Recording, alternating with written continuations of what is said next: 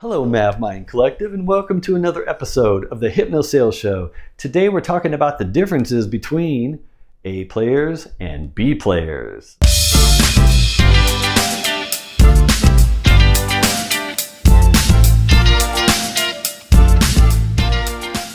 So many years ago, I read this book called Top Grading, and in this book, they had this concept of the difference between an A player and a B player, and the fact that if you're an A player, you're always trying to figure out this difference, and you're always trying to make sure you're an A player at all times.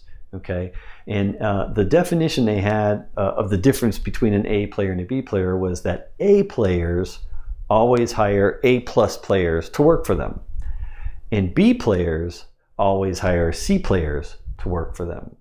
Okay, so in other words, B players think they're A players, but they're not. But they perceive themselves to be, and they either consciously or subconsciously hire people that aren't as good as them so they can control them and make sure they don't get found out. So the C player won't be able to tell if they're not an A player. It's just relative to them, they're an A player. But really they're a B player, because an A player actually hires A plus players, people that are better than them, to work for them, and they can't tolerate B players. There's no room for B players around A and A plus players. There just isn't. And so that's what I learned. I learned that particular definition, and then I realized over time, as I've asked this question of many other people, what they think the difference between an A player and a B player is. I've gotten all these different answers, and I've been able to figure out there's some characteristics, and there's 3 of them specifically that I have here I want to cover in this episode. So you can understand these characteristics, and then you can maybe incorporate those to make sure you continue to be as A player as possible, because it is an effort. You do have to make an effort to be an A player. But like I said, you don't always know it. And that leads to the first characteristic, which is a sense of humbleness. An A player has a sense of humility and humbleness, because the more an A player learns, the more they realize they don't know anything. The more they figure things out, the more they figure out there's more things to figure out. It never ends. And the more successful that somebody is in a role where they're considered an A player, the more they realize there's much more success to be had. They always know there's another level. There's always somewhere to improve to or move to that's higher than where they are.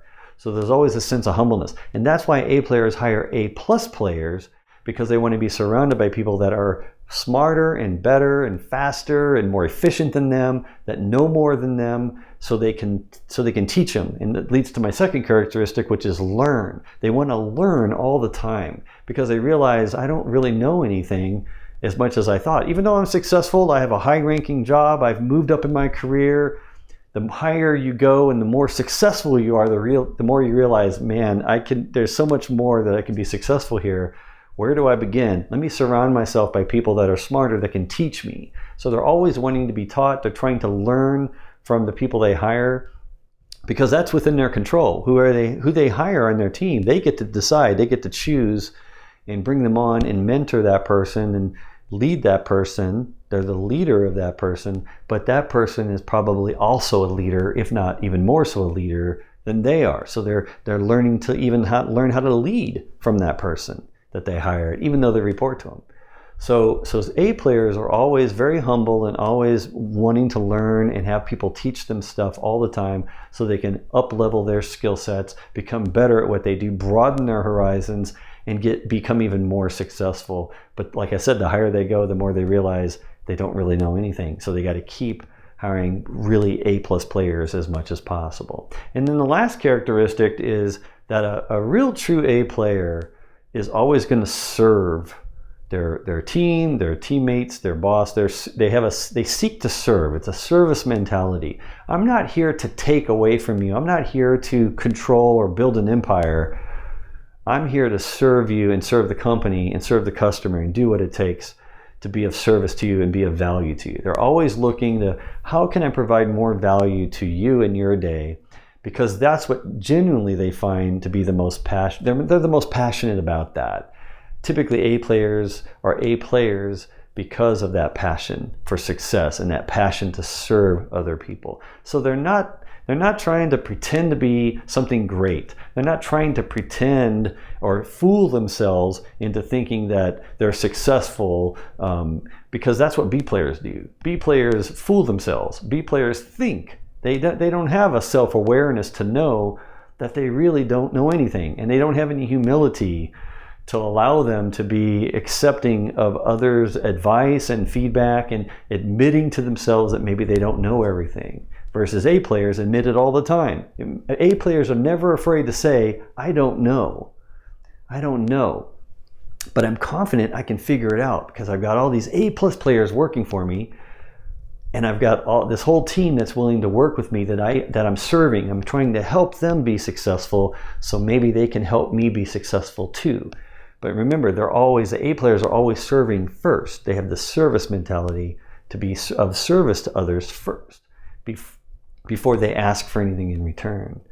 And that's one of the keys. So these are the 3 characteristics of an A player, in my opinion, and what I have found to be my guidepost in my own journey to become as much of an A player as I can.